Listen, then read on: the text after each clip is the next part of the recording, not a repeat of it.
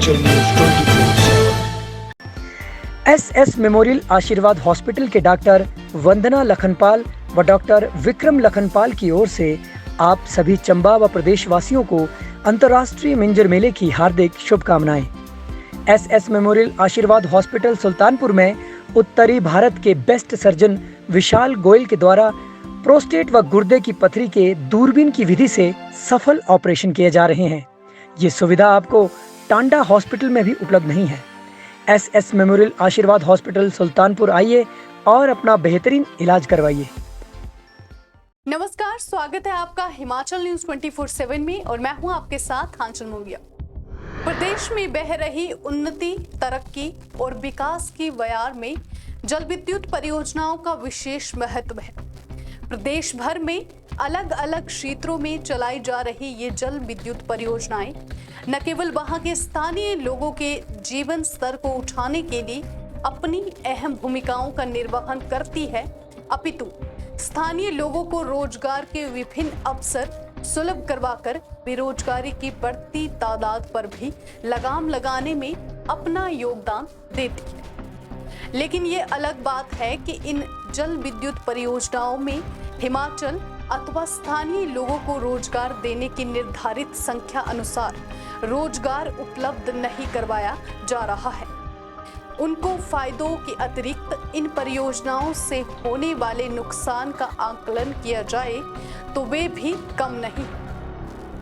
स्थानीय लोगों को इन परियोजनाओं के कारण विभिन्न प्रकार की कठिनाइयों को उठाना पड़ता है, जहां वातावरण धूल धूसरित होकर स्वास्थ्य पर प्रतिकूल असर डालता है, वहीं प्राकृतिक जल स्रोतों को दूषित करके लोगों के परंपरागत संसाधनों पर भी डाका डालता है। आटा पीसने के लिए प्रयुक्त होने वाले घराट, जेडर प्राकृतिक संसाधन अब समाप्त हो चुके हैं। वहीं इन परियोजनाओं द्वारा गाए व गाहे सरकारी नियमों का उल्लंघन करके अपनाई जाने वाली मनमानियां लोगों के जीवन को भी कठिनाई में डाल देती है। बात करें जिला चंबा की तो यहाँ आने को जल विद्युत परियोजनाएं भविष्य के हिमाचल की तस्वीर को रोशन करने के लिए यद्यपि अपना योगदान दे रही है, लेकिन वर्तमान में स्थानीय लोगों को होने वाली तकलीफों को नजरअंदाज करके वे उनके जीवन को संकट में भी डाल रही है। चंबा के विभिन्न क्षेत्रों में चल रही जल विद्युत परियोजनाओं के कारण लोग आहत हैं और स्थानीय लोगों में रोष व्याप्त है। उनका कहना है कि इन परियोजनाओं द्वारा सरकारी नियमों की धज्जियां उड़ाकर मनमानियां और लापरवाहियां लोगों के जीवन को कठिनाइयों में डाल रही है। लोगों का कथन है कि यद्यपि सरकार ने कोरोना वायरस के चलते परियोजनाओं को सामाजिक दूरी और मास्क पहनने की शर्तों पर कार्य को आरंभ करने की अनुमति दे दी है और सरकार द्वारा निर्धारित मानक संचालन मापदंडों को पूर्ण करने की हिदायत दी है, लेकिन इन आदेशों की किस स्तर पर अनुपालना हो रही है उसका आकलन इनकार क्षेत्रों में देखने पर ही किया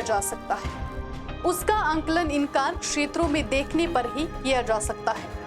वहीं इन क्षेत्रों में चल रही जल विद्युत परियोजनाओं द्वारा रात को नियमों का उल्लंघन करके बिना किसी पूर्व अनुमति के अथवा सरकार की स्वीकृति के किए जाने वाले विस्फोटों से लोगों को दहशत में जीना पड़ता है।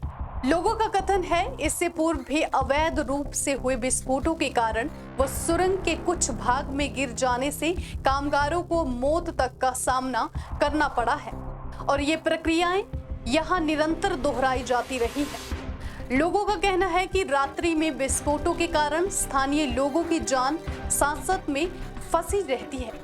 निर्माणाधीन परियोजनाओं के आसपास के बाशिंदों का कहना है कि उनके घरों में दरारें आ चुकी हैं और पानी के विभिन्न स्थलों से स्रोत समाप्त हो चुके हैं। कोरोना संक्रमण के चलते घरों में पढ़ाई कर रहे बच्चों को भी डर के साए में जीना पड़ रहा है। उन्होंने स्थानीय प्रशासन से आग्रह किया है कि वे जांच करें कि इन परियोजनाओं को विस्फोट की अनुमति क्या नियमों के अधीन दी गई है या सरकार अथवा स्थानीय प्रशासन के आदेशों की अवहेलना करके ये परियोजनाएं निरंतर किस शय पर विस्फोट करने से बाज नहीं आ रही है। लोगों का कथन है कि इन परियोजनाओं के चलते सड़कों की अत्यंत दुर्दशा है। दिन रात कंपनियों के वाहन चलते रहने के कारण उड़ने वाले धूल गुबार से पर्यावरण पर प्रतिकूल असर पड़ रहा है और आम लोगों का जीवन अत्यंत दुखमयी हो गया है।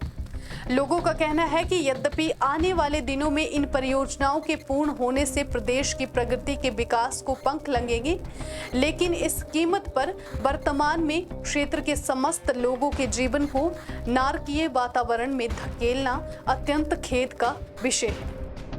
हिमाचल न्यूज़ 24/7 के लिए चंबा से आपका अपना अजीम आलम।